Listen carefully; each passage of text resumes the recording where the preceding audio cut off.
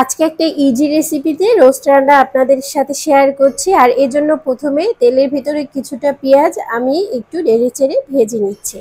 এই রোস্ট রান্নাটা একদমই সহজ। হঠাৎ করে বাসায় যখন মেহমান চলে আসবে তখন কিন্তু এই রোস্টটা রান্না করে দিতে পারবেন। ফ্লেভারের জন্য কিছু গরম মশলা অ্যাড করছি। এখানে আমি লবঙ্গ, দারচিনি, এলাচ আর তেজপাতা দিয়ে দিচ্ছি। আপনারাও কিন্তু এই মশলাটা এই পেঁয়াজের সাথে দেওয়ার চেষ্টা করবেন, তাতে করে সুন্দর একটা ফ্লেভার আসবে। কিছুক্ষণ নেড়েচেড়ে ভেজে নেওয়ার পর আমি এখান থেকে কিছুটা পেঁয়াজের বেরেস্তা উঠিয়ে রাখছি। আর অবশিষ্ট যে রয়ে গেছে এটার ভিতরে আমি বাটা মশলাগুলো ব্যবহার করব। এখানে পেঁয়াজ বাটা দিয়ে দিচ্ছি আমি 1/3 কাপের মতো। আর পেঁয়াজ বাটাটা অবশ্যই দেওয়ার চেষ্টা করবেন, তাতে করে গ্রেভিটা খেতে অনেক বেশি মজার হয়। সামান্য পরিমাণে একটু পানি দিয়েছি, 1 টেবিল চামচের মতো পানি দিয়েছি মশলাটাকে কষানোর জন্য। আর রেডিমেড মশলা দিয়ে দিচ্ছি। এই মশলাটা আমি আগেই তৈরি করে ফ্রিজে রেখে দিই, যেহেতু বাসায় হুটহাট করে আমার মেহমান চলে আসে। এই রেডিমেড মশলার ভিতর রয়েছে হচ্ছে রোস্টের মশলা 2 চামচ, আর হচ্ছে টমেটো কেচাপ 1 চামচ, গরম মশলার গুঁড়ো 1 চামচ, জিরার গুঁড়ো 1 চামচ, ধনিয়ার গুঁড়ো 1 চামচ, আর টক দই আছে এখানে 1/3 কাপের মতো আছে। তারপর সবগুলো পেস্ট একত্রে জাল করে আমি ফ্রিজে রেখে দিয়েছিলাম, সেটা আমি এখানে 1 কাপ পরিমাণ দিয়ে দিয়েছি। আর আদা বাটা দিয়ে দিচ্ছি 1 চা চামচ, রসুন বাটা দিয়ে দিচ্ছি 1 চা চামচ, আর জিরা বাটা দিয়ে দিচ্ছি 1/2 চা চামচ, আর লাল মরিচের গুঁড়া দিয়ে দিচ্ছি আমি 1.5 চা চামচের মতো, লবণ দিয়ে দিচ্ছি 1 চামচের মতো।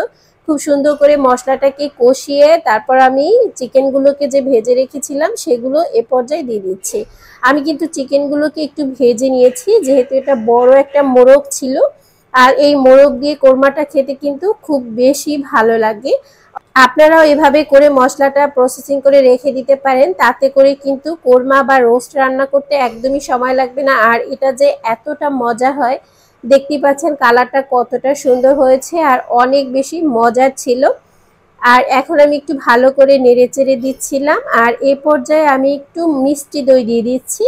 যেহেতু দই অ্যাড করা ছিল এজন্য আমি হালকা পরিমাণ একটু দিয়ে দিচ্ছি, যাতে স্ট্রং একটা ফ্লেভার আসে। এখানে আমি 1 টেবিল চামচের মতো মিষ্টি দই দিয়ে দিচ্ছি, তাতে করে কিন্তু চিনির আর প্রয়োজন হবে না।